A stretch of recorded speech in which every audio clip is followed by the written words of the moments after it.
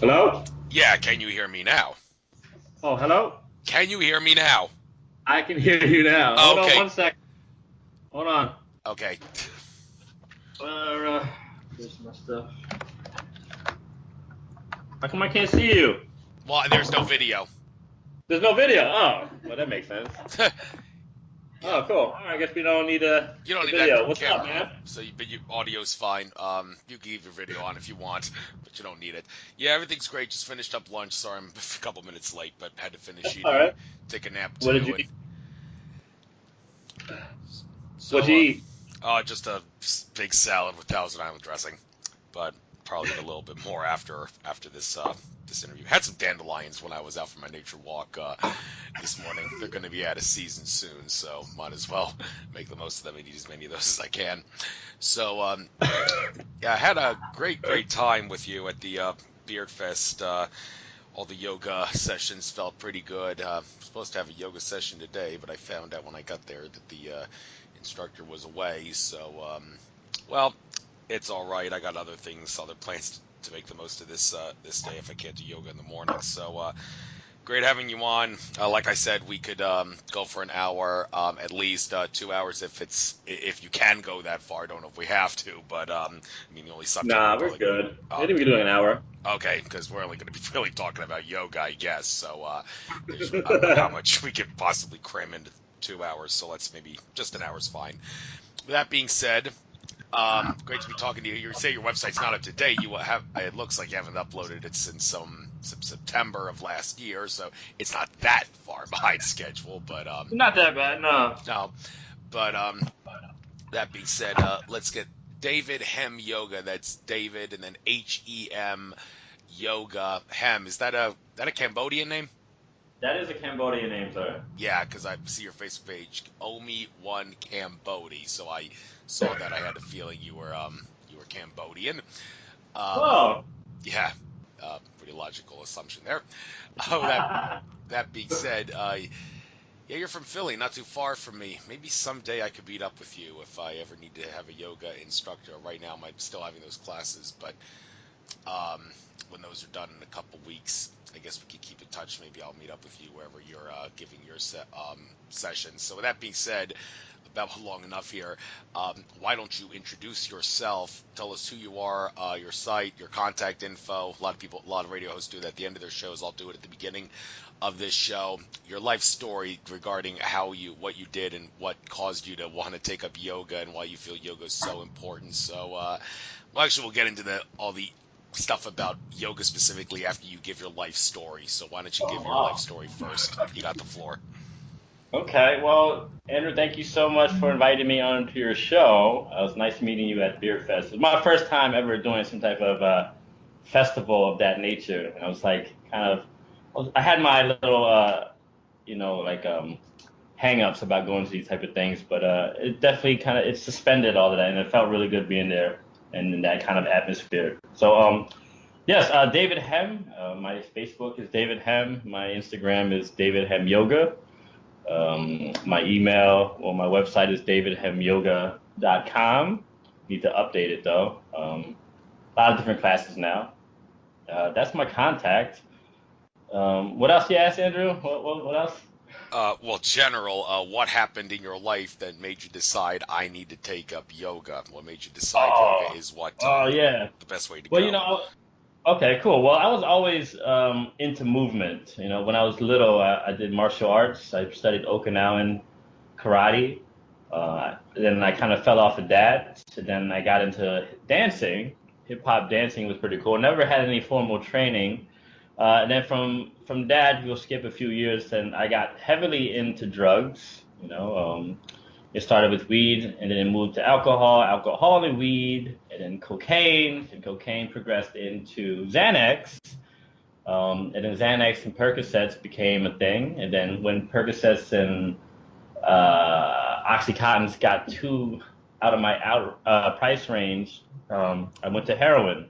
Then heroin introduced me to crack, and then they got married, and they had this kind of spawn addict child baby, such as myself. And so I went out of control for about 2 years. Was homeless for about maybe like 6 months out of those 2 years, and So I ended up going to jail. Ended up going to jail for about 14 and a half months. So I got out of jail, got clean. I got clean through a methadone program. So I did that for about a year and then got off of that. And then I went to the rooms of recovery. And then from there, about like 4 years have passed. Then we went to this event at the Art Museum, Philadelphia Art Museum. And then they had free yoga, which Dhyana Yoga was doing there, which I teach now, where I teach at now.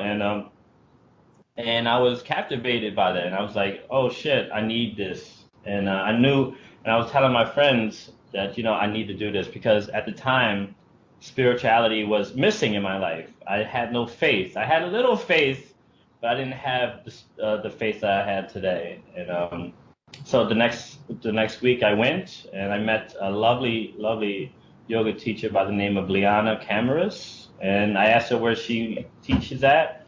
And she told me Dhyana Yoga. So the following week I went and I grabbed myself a 2-week new student pass. Then I used that up. And then after that, a good friend of mine named Howard, he was like, yo, you need to do energy exchange, which you kind of you take like 3 hours a week in exchange for like 2 classes a week. So I got on that. I did that, doing that for a little bit. I met the owner, Diana Vitarelli, and the following day she offers me a staff position job there. And then a few months after that, I became manager. And then before the owners left to Mysore, India for the Ashtanga practice stuff, they offered me teacher training and with a scholarship. So it came free. So and then from then I took the teacher training and here I am, Andrew, doing my thing, doing what I love the most. And before that, I just had a bunch of shit jobs, just terrible factory, general labor, callous hands having, stinky, sweaty jobs. And now I'm in the place, at 33, the Jesus year, and I became a yoga teacher, and I felt like this is where I need to be. This is where I feel more comfortable at, and I love what I do. So I'm glad that's kind of it. I'm glad you love what you do, and I've been doing yoga myself for a couple months now, and I very, very much love love what it's done for me. Um, you're not the first person who's had a little bit of a downward spiral in life who's gotten on track because of yoga. One of the best examples of that was Ricky Williams, the NFL running back who was a pot addict, failed some drug tests and all, quit football for a little while when he was playing for the Dolphins, said he wanted to tour the world, but many people said that's just a cover story to conceal the fact he wanted to smoke pot in his free time without the fear of getting tested. Well, he took up yoga, and then he got back in the NFL, and there was a Oh documentary, I man. never saw it, called Run, Ricky, Run, which ESPN made, but he did, I believe, say in that he said yoga played a big role in helping him quit cannabis, and not that cannabis is bad. I mean, the laws that ban cannabis aren't even laws; they're public policy, which isn't binding upon the general public. Not that the government acknowledges that, but anyhow, the Oh. right, that's a whole other story, which falls out of the realm of this interview. But the issue, point here, being able to take up yoga to get over an addiction, like he did that.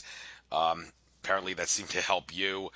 So, what is it about yoga? Well, actually, before we get into how yoga can work its magic, why don't you, to the best of your knowledge, if you know anything about the history of yoga, by all means enlighten us.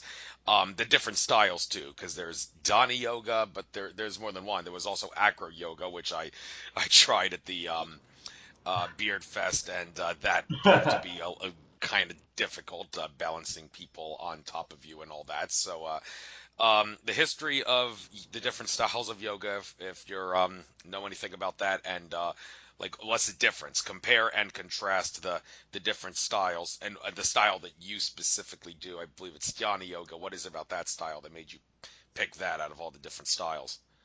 Well, the yoga I practice is the vinyasa style, which is more of a kind of a flow, and it comes from the Ashtanga lineage. And so yeah, my knowledge of that is, it's not very deep, but I know it. The teacher, my teacher, where John Vitarelli and Diana, they study under um, Tim Miller, and it goes way down into Krishnamacharya, and that's the Ashtanga practice, the Mysore, and up in Mysore. Um, so I do Vinyasa flow. This is more of it's kind of like it's exactly what it is. It's a flow, Then there's Hatha yoga, which is kind of like broken down into, you know, certain postures. There's Iyengar yoga, and man, I'm kind of drawing a blank here with that, Andrew. So again, my style is the style that I like to practice is the flow. I like moving fluidly and moving from one pose to the other, and it's kind of like, it's metaphorical for how I transition from either like friendships to friendships or from one place to the other, jobs to jobs, and yeah, I just like the state of being in flow, you know. So So being in flow is the is what makes the style you do the key one relative to the other ones. That's what makes yeah, that's what tickles your fancy, I guess. yes, yeah, definitely. It keeps. I like movement, and I like to keep it moving. With my mind the way it is, it keeps the monkey mind distracted. Right. One thing I don't think you did this during your session, but one of the other sessions that I did with one of the other instructors, the whole sun salutations thing. Hmm. Yeah, those sun salutations. What exactly is the purpose behind them, aside from acknowledging the existence of the sun? What are those movements supposed to specifically do from a metaphysical standpoint? It's just to open you up, get you warmed up. It's like there's a really basic movements to as you progress into your practice. You know what I'm saying? So you Yes. just. Hmm. It gets that you establish a rhythm with your breath. As the arms go up, you inhale, and as you flow down, you exhale. So, for me, it's just to establish a rhythm with the breath, and like you said, acknowledge the sun and to honor the sun for what it does and what it gives. Well, in regards to breathing, now this is an area that even I seem to have a little bit of trouble with this. Some people, when they do yoga, will sometimes hold their breath, and that's not a particularly good way of doing it.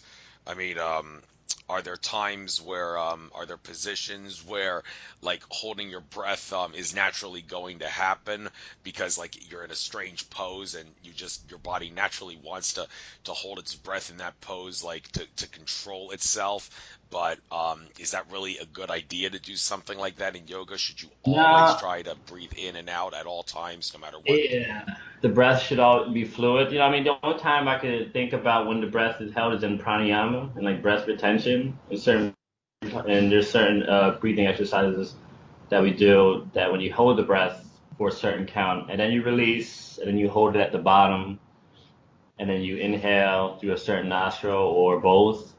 Certain pranayamas require that. But in the pot, the way I teach when it comes to breathing, if you can't breathe, you're in too deep and you shouldn't be in that posture, or you should at least come out of it a little bit more. Not being it so deep, because to me, I think because the whole purpose is to be breathing. The whole purpose is to condition your body and to work with your breath under any like for like under intense situations. Like when we start to take the breath off the mat and into maybe the office space or relationships, and, whatever where that requires you attentive to be attentive and to think rationally. Because I think a lot of arguments and disputes come from out of anger, and if we could control our breath under anger or intense situations, we could act and not react. We could respond with a rational mind instead of responding out of some old subconscious preconditioned patterns and stuff that we've kind of inherited. So to use the breath, it's quite powerful in that way. Yes, and when it comes to inhaling and exhaling, there always seems to be some point during a yoga session, or I've experienced, and I'm sure a lot of other people that try it too, where like the instructor will tell you try to inhale on this phase and exhale on this phase, but Hmm. sometimes you can't keep that rhythm and you find yourself doing the exact opposite, inhaling on the part that you're supposed to be Yeah. exhaling. Now, when something like that happens, is it really something to be all too worried about? And if it is not if it is doing any harm, for lack of a better word, what harm Uh, would it do to exhale at the wrong time when you're supposed to be inhaling and vice versa? the way I teach, the fact that you're even on the mat, it's a win in my book. I mean, like later, even if you're just beginning and you're like hitting the ins on the X's, it's really nothing to be that worried about. It's not gonna like kill you or anything. It takes some time. When we breathe just like without intention, we're just breathing out of that primitive part of our brain. But when we start breathing with intention, we activate that evolved part, that cerebral cortex, and then we start to change in our lives. Because when we start breathing with intention, like deliberate breathing, that shit leads to deliberate actions and intentional actions, and then intentional actions birth, you know, a change. You're not just doing things out of habit. You're starting to make big changes. So once we start getting deep into that breathing in that way, but more intimate and really, yeah, if we get more intimate with our breath and real close to it, it it it warrants big changes. But yeah, if you're hitting the ins and the X, it's nothing major. It takes time. It takes time. It's practice. I always say the breath first, the asana second, the posture second.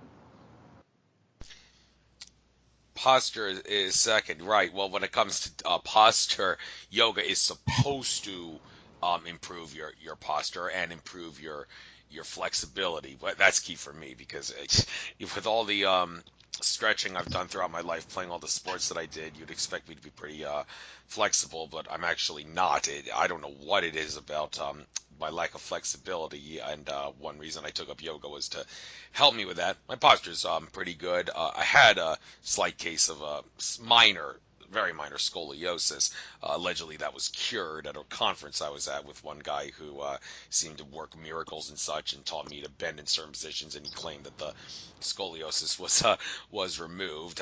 Seems kind of too good to be true that he was able to do that in one session. But for those that have a much more severe case of it, I'm sure yoga can help you with that. So when it comes to moving the positions and the movements that you do in yoga to improve your posture and your flexibility, is there should you have any expectations in regards to how long it should take you, or how much yoga you need to do before you've improved your flexibility and your posture, and can your flexibility and posture keep improving? Is there ever like a maximum limit in regards to how flexible and how good your posture can be, or is it one of those things that you can always get slightly better even at like the tiniest little fraction of a percentage that it's Mm. not easily noticeable? If you keep doing yoga over and over, then it's unavoidable that your posture and your flexibility will get slightly better, even if you think, well, it can't get any better. How could it get any better? I'm as posture as best I could be. I'm as flexible as I could be. Well, you can, because there's no such thing as the best. There's always a little bit more room for improvement. Would you agree with that? Absolutely, absolutely. I think, I mean, not having any expectations is part of the practice too, to come into this, to know that, yeah, I mean, there's like a lot of literature backing up that it does improve posture, and it helps improves how you feel about yourself as well. Because, it's like, for example, if you're like slouching all the time and you're like, your spine is super curved out in the kyphotic curve, you're literally compressing your lungs, and you're literally not even breathing to your full capacity if you're slouched over all the time. So that's one thing, and also like in a metaphorical way, you're kind of hiding your heart in a way. And then if you're like not breathing as efficient as you should, you're gonna start feeling lazy. You're not fully oxygenating the body. And then when that happens, you get lazy. And then when you get lazy, you get uninspired. And when you get uninspired, you know, then you kind of run out of a purpose to go on. There's actually a thing called sedentary death syndrome. I mean, it happens over time, but people die from it, from not moving and not being inspired and stuff. So, but yeah, with posture, no, that you just practice and just keep practicing, and like there's so many different areas that yoga can reach, not just physical. Your body's constantly changing, your bones are always regenerating itself, your organs are always changing, and everything, you're always changing. Experiences are always carving you out a different path. There's so many areas that you can apply this to. The yoga practice, to me, is kind of like having an app, for your life to deal with certain things. For before yoga, I was struggling with. I had no coping tools, coping mechanisms. I mean, I had a few, but they were kind of outdated for the time I was living in. And it's like it's an update. It's an update for your physical, mental, spiritual software. And it keeps the machine running. It keeps the machine running well and efficiently. So yeah, dude, like posture, physical posture, emotional posture, all those things are affected by the practice. And that's the thing. That's why there's so many different styles, if you want to call it that, because there's so many different kinds of people. Vinyasa flow may not resonate with somebody else. They might benefit from the hatha yoga, or shit, even like the hot yoga. So whatever kind of yoga. So that's why I appreciate the many styles that there are out there. Because to me, is something. There's something for everybody out there. No doubt. And variety is the spice of life, and everybody's got different tastes. So you Hmm. mentioned the cerebral cortex as an area that's of the brain that is affected by yoga. What is it about that area of the brain that makes it such a hot spot in regards to being affected by yoga? And are there any other specific areas of the brain that you know of that would be affected? And if they are affected, how are they affected, and why those areas specifically? Well, I'm not a doctor or anything like that, but I read somewhere that said it talks about being the evolved part of our brain, the part where we use the part of the brain that we use to get better, to heal ourselves, to strive to be better, and to to rather than it's better than just you. It's just acting out of your subconscious, you know what I mean? And it's like those 7 years when you were born, like you kind of get these downloaded patterns, and they kind of run our lives, like my passive aggressiveness, or my my inability to speak up for myself at certain times, and my trusting issues, all those things stemming from way back in the day. And so if we operate out that evolved state, that evolved part of our brain, and it's only right that we evolve ourselves and we change our lives, rather than just going through life in this ignorant state, which I'm sure has its beauty as well. But I think being awakened is it's a better way to go living this life. Right, right. And there's a question that just occurred to me that maybe I should have asked earlier on this interview, but hey, I'll ask it now. Now that it occurred to me, for those that are skeptical of the benefits of yoga, I mean, someone who has absolutely no knowledge of this would see people doing yoga, and they would wonder, okay, how is my moving my body in pretzel-like positions going to help me in life in any way? It seems like all you're doing is moving your different parts of your body in Hmm. different ways. They don't really understand the magic behind yoga, or should I say the metaphysics behind yoga, because that's more appropriate. So all the skeptics out there who don't see how moving your body in strange positions, or what they perceive to be strange, is going to help you, could you maybe silence the skeptics and the critics and explain, no, Hmm. you got it all wrong. Yoga does help you, and here's how. Okay. Well, there's like in Tai Chi, they have Chi, like the energy flow, and in yoga we have the prana.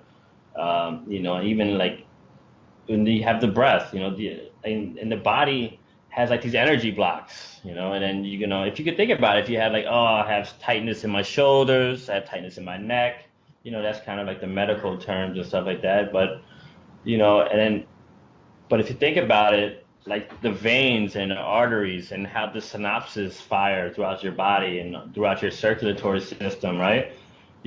With yoga, you kind of help this. If you think about all the tubes throughout the body, like the digestive system, the circulatory system, the respiratory system, it's just a whole thing of tubes, right? And then so with the yoga practice and the twisting and the folding and the back bending, what you do is you move along that congestion. So if you think about the average person that's not really moving as much, there's probably some stiffness and tightness, and with the yoga practice, and you start to open up the muscles and you start to become more flexible, right? And then you can start to translate the flexibility and being flexible in your mind, being flexible with your emotions, not being just one way, to be open-minded, and then when it comes to you know, like when you go to the arm balances and handstands and things that, you look at, you're like, shit, I can never do that, and then you start practicing and then all of a sudden you start doing it. For me, when it came to like doing an arm balance or a handstand, I remember when I first did it, it shocked me. I didn't think I can do it, and then when I took that into my life practice of like just dealing with life and like what other things in my life that I think I couldn't do, you know, what other things that I had, what walls and illusions that I set for myself that kept me from living my life, to the fullest. There's so many things, so many things in my life that I think I couldn't do, but I never tried, until I tried it and then I did it. So it made me start to think about what other areas in my life that I've been, putting up these bullshit walls up, like, like teaching. I never thought that would be in my. I never think I would be able to do that stuff coming from where I came from. It's like I tell this story all the time in class. Like when it comes to sushi, right? I tell this for a long time. I grew up thinking sushi was the most terrible thing ever to eat. Because on the playgrounds, everyone was like, "Oh, it's raw fish. It's stupid." And so for a long time, I carried that with me, thinking that sushi was terrible because it was raw fish. And it was not until like maybe 5 or 6 years ago where I had it for myself and fucking loved it. It's like I eat it once a week now, as much as I can afford. But if I could, I would eat it every day. And so this story for me is about getting your own experience with it, and trying it out for yourself, because you just never know how far you can go and where you can take yourself. Because I think we live a life scared. We're kind of like inherited all this fear from whatever, media, genetics, or just however you want to call it. And I think you know we stump ourselves, and we don't grow because this kind of idea that we can't achieve these things that we want to, and I think the yoga practice does that for me. Because if you're able to do things with your body, the mind, it's soon to follow, you know. So that's where the yoga practice for me has helped me in so many ways, you know. Yeah, it's helped me too, of course. And for those that like different body types having different Uh-huh. chances of Yeah. succeeding in yoga based on like, or for that matter, having difficulty. One would think that someone who's fat would have a harder time doing yoga than someone who's either skinny or of a normal build.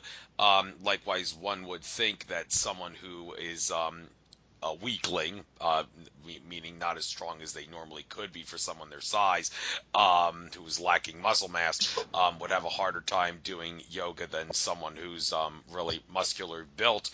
But are there exceptions to that? And if there are exceptions, how can you?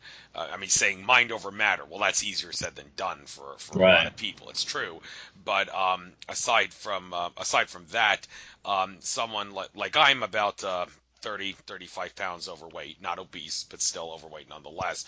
But yet I can compensate for it with a lot of muscle mass, which I got from my days playing football and shot put and discus in high school and keeping up my cardio work. Still eat like a pig though, so it's kind of hard to lose weight. But then again, I don't really think it's been too much of a hindrance in regards to yoga ability, except for maybe some of the positions where I have to bend forward and all that, because that beer belly gets kind of gets in the way a little bit sometimes. But for those that are not particularly strong, and for those that are kind of fat, do you have any advice for them that makes them think that might make them not think, I should say, that their overweightness or their lack of strength would be a hindrance in regards to their ability to practice yoga? Well, I mean, I had to look her up. Her name is Dana Falsetti. If you could Google her, check her out. She's not like your typical yogi, and she has major flexibility, and then for me, you know, I'm kind of medium kind of built, I guess, so skinny and stuff. And so it kind of at first came pretty easy at first, and then so I guess that's why I kept with it. But when it comes to that, I guess that's why it's way more harder for people to come to yoga because they do see that, and they do see the yoga journals and the Instagrams, and they get discouraged by that. But for me, I want people to just to try it, you know. If they could just get over what media has portrayed what yogi is supposed to look like, you know, and there's so much powerful changes. There's so many things that can come out of it, and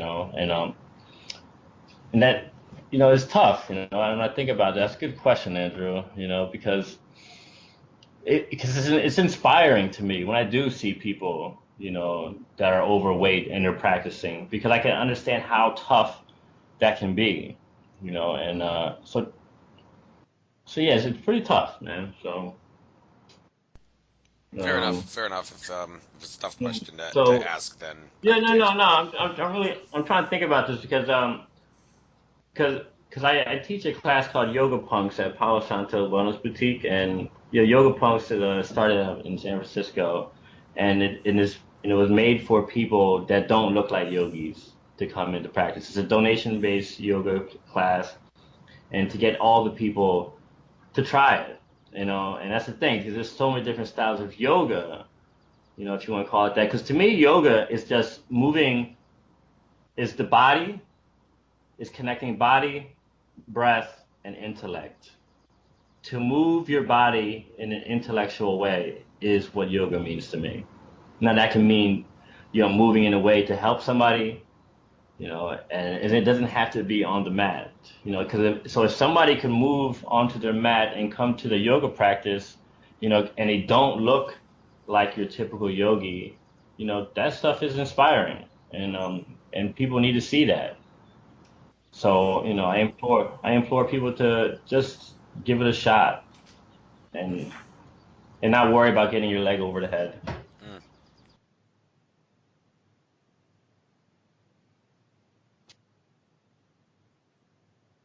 Yeah.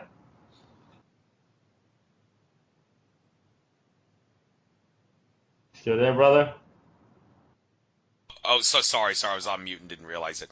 Yeah. Another thing about hate it when that happens. Another thing about yoga that some people seem to have a little different taste of variety on in regards to like how much clothing you should be wearing when you're doing yoga. Interesting, I mentioned this because I'm actually reading Eric von Daniken's book, Alien History of Ancient Greece, Odyssey of the Gods, and I was reading yesterday the part where he talked about the Olympics and mentioned how the athletes in the ancient Greek Olympics they competed naked, and nobody seemed to think that was abnormal. It's just like Adam and Eve before they ate the apple. After they ate the apple, they were ashamed of being naked, but before then, it wasn't a problem at all. It was perfectly natural. Yeah. It seemed to be perfectly natural in ancient Greece to practice naked, and no one had compete naked, and no one had a problem with it.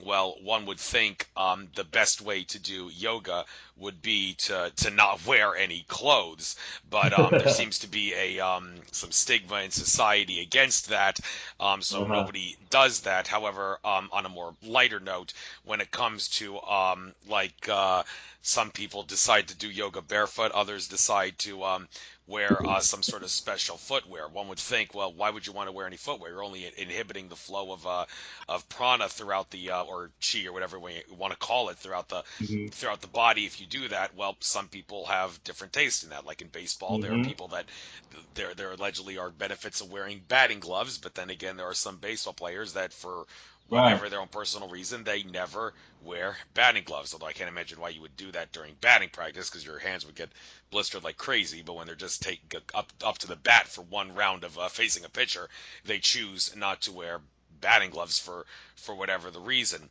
And also, I don't know if there's any types of hand gloves for yoga that you can think of that if like why would they say why would it make sense to wear any sort of glove when you're doing yoga? Wouldn't you want to not have any wouldn't you want to be in bare hands, still allow the prana to be to go through better? Well, then again, some other people have a different taste in this. So am I correct in saying, yeah, practicing doing yoga naked would be the best way, but nobody's really going to do that because of the social stigma against that. And for those that, if there is any benefit whatsoever to wearing some sort of a specialized footwear or handwear to yoga, what would that benefit be, if any? Hmm. I mean, some people have are really sweaty, and their palms and feet get really sweaty, and they might slip all over their mat. But then some teachers would say, well, you need to engage your core more, because that's what we're trying to do here is to work from that area and try to pull everything in. So, in and they do naked yoga. I just funny. I just did like a photo shoot naked doing yoga poses myself. For more for art and liberating myself as well. Um, yeah, I feel like I guess you won't have nothing to rely on as far as like fabrics, because certain postures, like certain arm balances, like say crow pose, you bring your knees up onto your triceps. If you didn't have any clothes to kind of like keep that friction, it'll be super harder. So that means you really got to pull, like the entire body is involved. You got to really draw everything in. So, I mean, I guess there's benefits for different people when it comes to like wearing socks and gloves and some people are just uncomfortable showing themselves, like showing their feet or I had a student once and, she came in and she had socks on and, but she was like, it was her first time ever. And some people have, there, some people are really, they're shy when it comes to things like that. They feel like there's shame. People come onto the practice with stuff. And I know I did. I didn't stumble onto my yoga mat on accident. We are all carrying and all recovering from something. And I feel like that magnetic pull that yoga offers, brings people in and gives them a tool. It don't even have to be the physical practice either, that helps people cope with their daily struggles or to even have any. But, and then later on, her socks came off. That was like a few times after, she felt comfortable in the atmosphere and started to be vulnerable. And like, to me, that's an act of vulnerability to show your feet. It could be really hard for people. It's like, or somebody that maybe overweight coming into yoga practice. For that is it's and when I do see that, and I do see them, because that's the thing about teaching yoga, you get to see people and you get to see how they respond to these kind of postures, or just you get to see the look on their face when they're trying or when they're discouraged and, they tried and they fell, or, and they get upset at themselves, because we're all doing the best we can, you know. And then when I see people come in and they're all suited up and they have the gloves and the socks, and it's like, okay, all right, if that's what it takes for you to get onto this practice, then fuck yeah, yeah, bring it on, bring more, put some ankle weights on if you want to make you feel better, because I think there's a lot of talk now about Western yoga, if you want to call it that, being a corporation, or like that's like a business. And yeah, I mean, like it's for me, and the fact that people are stepping into a shala, into a studio, onto a mat in this society, it's huge. It's a fucking win, because there's so many things fighting for our distractions. And if you think about Eastern culture, like in India or whatever, they don't have the society that we have, and then I can see how yoga can become, have that sacredness to it, and then like for us over here to even attempt or even step into a shala and to Om even, it's a huge win for us, and because again, like I said, there's so many things fighting for distractions, social media, advertisements, everything. And then if you could get on your practice and you could get onto your mat, to me that's a win. So I don't know if that's answered anything, but No, I think it was pretty good. And since you mentioned get on your mat, that reminds me, I actually forgot to bring my mat when I did yoga, so I was forced to do it on the dirt. I mean, it's good for earthing purposes, grounding purposes, but on the yeah. other hand, it's slight inconvenience if you got some small pebbles and rocks sticking out of the ground and you sit on them or stand on them, you're gonna feel the brunt of that. But when it comes to doing yoga without a mat, so just like with doing yoga with or without clothes on, can you think of any um, benefits to doing yoga with a mat, and benefits for that matter without a mat? And if there is any type of material for those that choose to use a mat, is there any like material that you think is better than the other in regards to what the mat should be made of for those that wish to do yoga? I don't know. When it comes to the mat, I'm not quite sure. I have several mats. One is kind of a felty material, and I have one that's kind of made out of like plastic or like a PVC or whatever. I know it's not earth friendly and all that stuff, but those, they have a grip. There's a sticky kind of texture to it. Because for me, if I'm slipping on my mat, I'm not gonna really try to attempt going upside down or something, and risk hurting myself. So I mean, when it comes to mats, hmm, I yeah, I guess one of those, I don't know, they're kind of like a rubbery mat, they call a sticky mat. The stickier the better. If you're starting out, because I know I've seen a few new students come in and they'll like use a mat from the studio, and it's like slippery and it's worn and stuff, and then they're like they can't get the proper grip, and then they're sliding all over the place, and they get discouraged by that, and they're spending the entire time focusing on not sliding, and they're not even breathing, and they're not focused on the breath and stuff. So for me, I guess for the beginner, I think the stickier the better. The stickier the better. I guess that's simple, good way of putting it. Also, Yeah. I think a couple minutes ago when you like from a geographical standpoint, I think I heard you mention Eastern India. Like most people, when they think of yoga, they do think of India, and it's interesting how you mentioned why Eastern India. And from a geographical standpoint, are there any other? You also said Western yoga. India is obviously not not Western, although there's some parts of it that have been Westernized, obviously, but it's Hmm. geographically speaking, it's in the eastern part of the world. So when it comes to like the geography of yoga, aside from India, are there, and why? Well, first of all, why is it Eastern India in particular? And aside from India, what other places can you find yoga as part of a culture, to the best of your knowledge?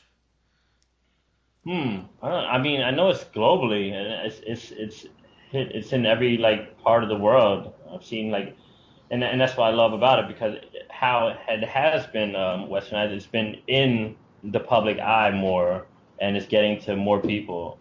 So I've heard it being in all over the place, all over the world. You know. Yeah, and would you say that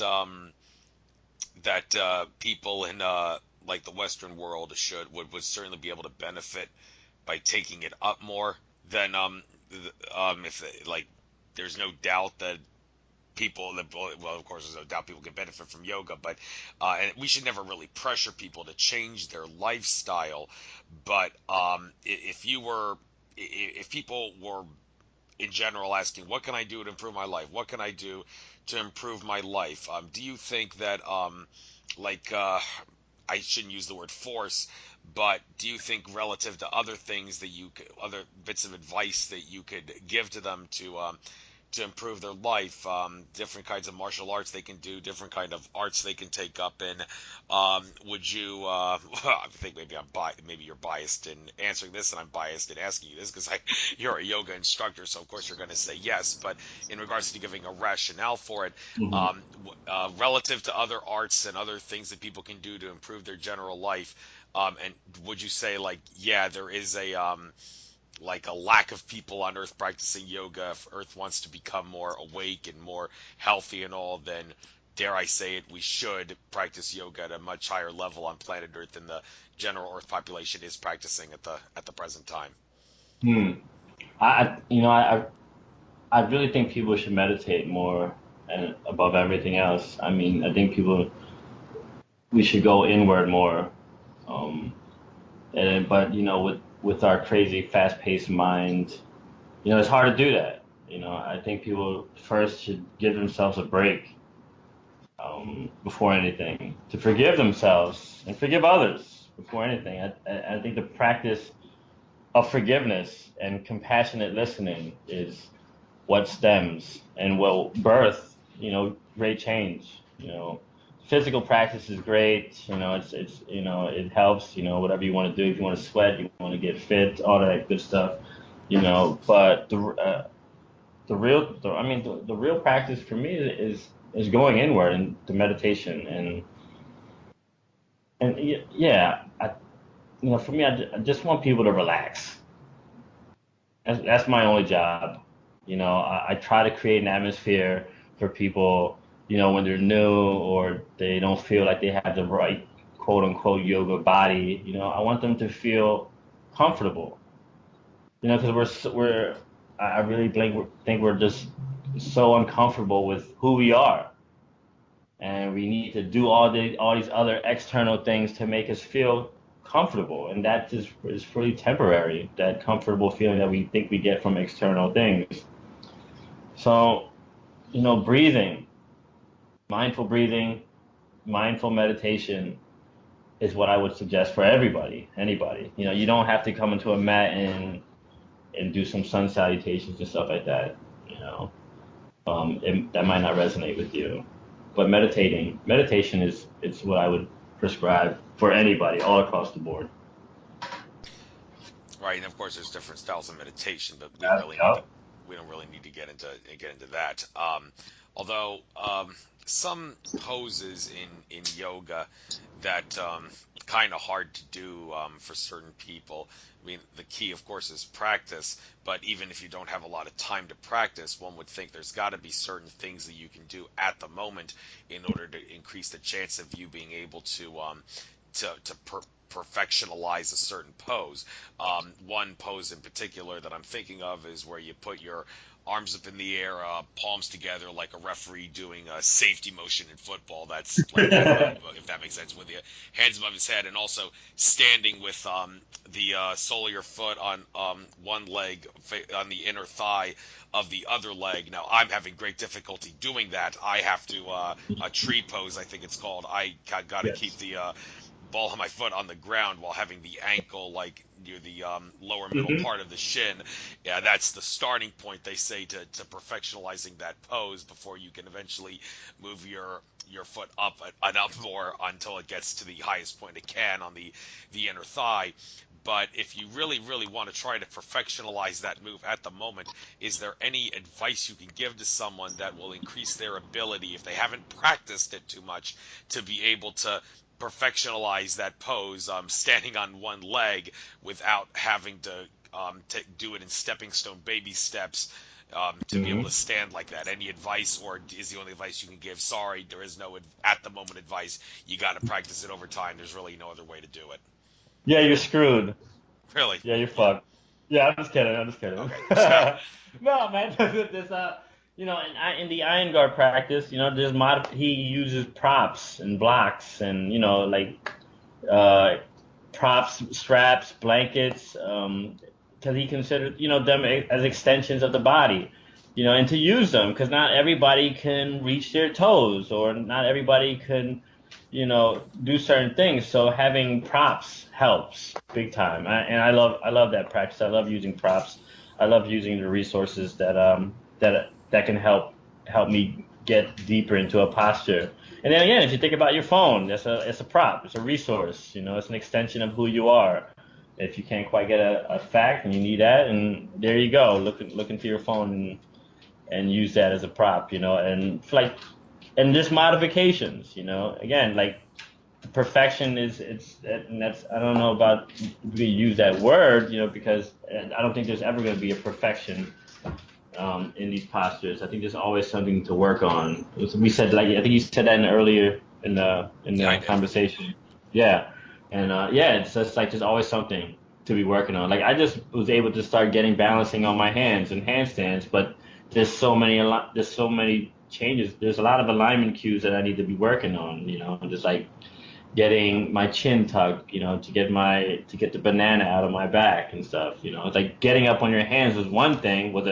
It took me years to even get to, like 4 or 5 years, but now there's all these other cues. It's much deeper into that just to get that straight up and down, angle. So yeah, it's again, you said it too, like it's a practice. Um, for some people, standing on one leg might be the most difficult thing they to do.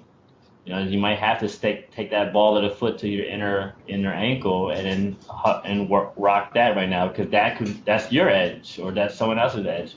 And that's the thing, for every different body type, there's always a different edge. There's always somewhere, and it becomes personal. When I'm in a class and I'm teaching a vinyasa class, I'm pretty much just generalizing and trying to just but when someone gets deeper into the practice, they'll start to realize how, oh, well, this doesn't work for me. I have to do it this way. And that's what happens when you start getting deeper into your practice. You start to find modifications that work for you. And so some would say that's probably what, some would disagree with that vinyasa class because it's just mostly like a general order thinking that's going to work. But there's always one or two people in that class that gonna be like, what the fuck? That doesn't feel right to me, and they have to modify. And that's where the practice comes into play of going, having a more introspective look at how you're doing things. So I don't have my warrior doesn't have to look like his warrior for me to feel the benefits of a warrior, you know. And then that can translate into your everyday life. I don't have to compare my life to someone else's life, which kind of fucks me up all the time, most of the time. Yeah, not a good idea to try to compare yourself with other people. Worry about yourself. If you start comparing, Yeah, you're going to lose touch with reality if you do that. And well, you're infinite consciousness either way. So what's the sense of comparing when you know that's it. you're infinite? Then again, there's always room for improvement. So Yes, sir. right. But probably maybe one or two more questions. Then I guess we'll call it a day. Here's a controversial question to be asking. I mean, we did mention earlier that people like Ricky Williams and also you give you a lot of you obviously have a lot of spunk to be able to confess this stuff live on the radio, that you were an addict and you were able to get off of it. But even with that being said, even though some people use yoga to get off the drugs, there seem to be those that assert that doing yoga while high on something will Hmm. enhance it. Yeah, there are people that smoke cannabis before a yoga session. Um, and then I've also heard some people say that another good drug to do while before you do yoga is some sort of a disassociative psychedelic like ketamine, Ah, PCP, or yeah. cough medicine, because in that disassociative state, you not only does it seem fitting for the moment, like yoga, you disassociate from reality and feel more in the moment, but also those disassociative drugs, ketamine, PCP, cough medicine, they actually allow your body to flex more and get in more of a increase your flexibility potential without feeling the pain of your lack of flexibility. Someone who's not naturally flexible when they're high on a disassociative can stretch their body in more profound ways without feeling the pain of it. Mm. Controversial as to how that may be. That some argue, well, yeah, that would be a benefit to taking a disassociative drug, laws and public policy notwithstanding, before doing a yoga session. But of course, there are those that say yoga, it ought to be done sober at all times, no questions asked. So this is obviously an agree to disagree kind of issue for a lot of people. But if there are any benefits that you can think of to doing yoga while high on cannabis or like some sort of a disassociative drug or any other type, can you think of any benefits? Well, yeah, I mean, like I smoke weed every now and then. I do shrooms every now and then too, and I've done them on both. I mean, if somebody would smoke weed, I mean, like, for when I do smoke weed, it I don't take it too serious. But as far as like taking like any other drugs that are like going to make you not feel the pain can be harmful, because maybe that pain is it's a message. It's saying, all right, do not push this further, or I'm going to tear, or I'm going to snap. And then if you don't feel that, and you go beyond that, you could definitely really, really fuck yourself up. But again, different body types, different lives too. So when it comes, I guess when it comes to like weed and stuff like that, yeah, I can see how it could help you not take it so serious. It can help you tune in and be more intimate with yourself, and and then quiet that monkey mind too. But sometimes it could be like you can kind of leave an asterisk next to it. It's like with Mark McGuire and his home runs, or was it Sosa? Because we don't know. They both did steroids. They both did steroids. Yeah, McGuire did. Sosa. A lot of baseball players did, but well, it's their life. Let them do what they please. But Right. then again, that one would say that's cheating. And if you're cheating, then you're Hmm. harming others. So I don't know. Yeah. Obviously, a little bit of a agree to disagree kind of issue there. So well, then again, Yeah. when I was a high school athlete, I didn't take steroids, but I did take creatine. A lot of people would say that's some would assert that's like poor man's steroids. That's cheating. But I assert no. It's how can you even call it a drug? You take creatine whenever you eat meat, especially red meat. Red meat's got the highest quality of creatine. All I was taking was just a extracted form of stuff you already find in meat, which is designed to improve your body's athletic skills and improve your ability to build muscle Hmm. mass when you lift weights. And of course, I used it responsibly in the sense that made sure I drank a lot of water, had to take a lot of pisses. But hey, if you don't drink the water, then the creatine's not gonna work as Right. well. And I don't feel any shame in having done that. So then again, some will say, well, you should feel shame because you were getting advantage over others. Agree to disagree. What the hell? That's the way people are, and maybe that's what makes life so fun when people get to agree to disagree on a Yeah, lot of man. things. Yes, it does. It is a fun thing. So, well, we've been on for about an hour. I guess that being said, I'll give you the chance now to get out anything you may want to want to get out before we call it a day. Like I said, I could have gone 2 hours, but hey, I would have been tough for me to come up with all the questions because the only subject for this show was in general yoga. So, in regards to maybe you want to get out your, you already gave us some of your contact info at the beginning. If you want to maybe give out your like the locations of where you give classes in Philly or anywhere else other than Philly, for those that may want to consider signing up for your workshops. I mean, people are going to listen to this show all over the world, but for those that are in the Philadelphia area, they may want to consider going to wherever it is that you're teaching. So why don't you get out anything you like, and also where people can find you if they want to utilize your skills as an instructor. Okay, yes, I teach all over Philadelphia. Dhyana Yoga, the Yoga Garden, Mama's Wellness, Palo Santo Wellness Boutique, bunch of sweat locations. I'm all over. If you can't get me, just go into a yoga studio and get the new student pass and just try it out for once. Just try it out for yourself. Get your own experience. You don't have to come to my class. You come to just get in there. And if it doesn't speak to you, maybe try a different teacher. Maybe try a different time. Do some research. Get your own experience again. Get your own truth about it, and then make your judgment from there. And and just relax. Just relax. We're gonna be fine. And just go ahead, get on the mat, or maybe just breathe for 2 minutes with your eyes closed. And that's it. Thanks, Andrew. You're very, very, very welcome. Good luck. Take care, and I guess we'll keep in touch because we're pretty close geographically. And if I need a yoga instructor, I know where to find one. This is a great show. A lot of unanswered questions that people may have about yoga. I think you've answered pretty well. So, namaste, my friend. Enjoy the rest of your trek through infinite consciousness. Take care. Thank you, brother. Namaste, man. You're welcome. Take care. Bye bye. Peace.